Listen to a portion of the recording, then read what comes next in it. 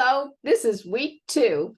And this week, I want you to seriously think about what you might want to do for your capstone project, research, however you want to put it, because you have so much to pick from. Let me go ahead and share my screen and go to our Blackboard page for this week. So here it is. You've got a couple of things to read that might help push you in a direction. Crowds, chapter 2, all you have to do is click here and you'll go there. And chapter 5 of Crowds, same thing. These really talk you through the initial time that you spend thinking about. And once you've thought about a topic, looking at what's out there on that topic. Be careful about your topic selection. You want something that relates to early childhood. And you also want something that relates to developmentally appropriate practice. And basically everything you do in the classroom can be, viewed as relating to developmentally appropriate practice, or maybe not. So, look at it, see what you think, read those 2 chapters, and then you'll read the article Systematic Classroom Observation. But this article is used basically to really work out how relevant an article is, because as you start looking at all these different articles, I want you to evaluate them. Is this really a good article? Is this just somebody's opinion? And then down here, 1 through 6 is kind of a guide for what to look at when you're looking at an article. And so that's what you're going to be doing in the reading journal this week.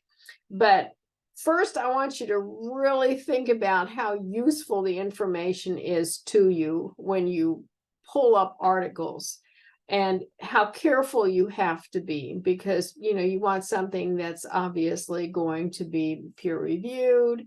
As always, recommend getting it from the NSU library site, because that's the kind of material that you find there.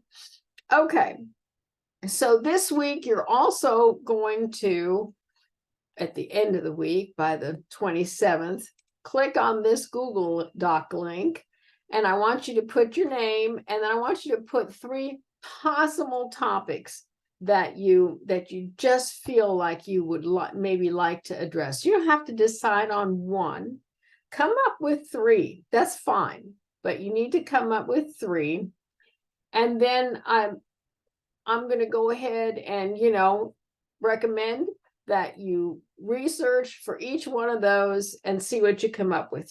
Some of the topics that students in the past have addressed in their capstone paper was increasing effectiveness of ELL education and instruction. That's a broad topic, but she covered that by trying out various strategies in her classroom. Another student, last time we taught this class, did media in early childhood classrooms. And again, she did a lot of research in her own classroom on using media and not using it. And then another topic, perhaps, current kindergarten trends, and the impact on education. And this was a pure just research piece. And another one, a teacher did research in her classroom to see the effectiveness of brain breaks in an early childhood classroom. That was really interesting too.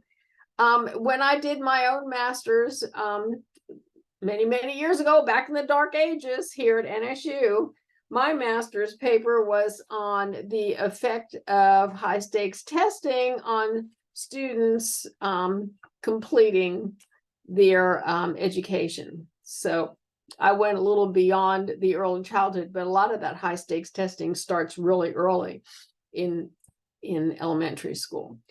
Okay, so just some thoughts and ideas and suggestions as you mull over your own ideas. Then let's go ahead and go to Module 2. Module 2 is basically exactly what I have on the announcement page. I'll take exactly what's in that module and plop it right on the announcement page. To me, it's just easier, but we are required to maintain the module page.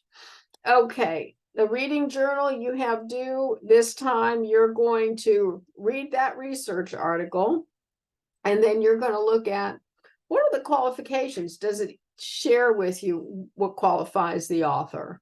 Advanced degree, works in the field, so on and so forth. Who is it, the audience? Who's it aimed at? Is it peer reviewed? It'll tell you, it should.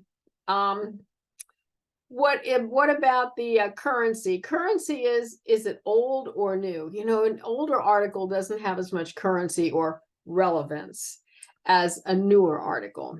Okay. Is this a research study? Who funded it? You know, that makes such a huge difference sometimes in the way the results are discussed.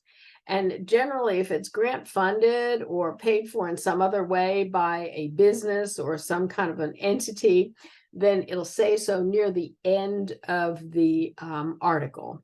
They have to tell you. And perspective. Does the author have a bias towards a particular point of view? Are they really leaning towards pushing one thing versus looking at the broad scope of data, whatever it is? But something to consider, and I want you to use those particular characteristics as you analyze the article this week. Then once you've done that, you're going to come down here to number 2, and you're going to basically say, what do those findings tell us that are in the article?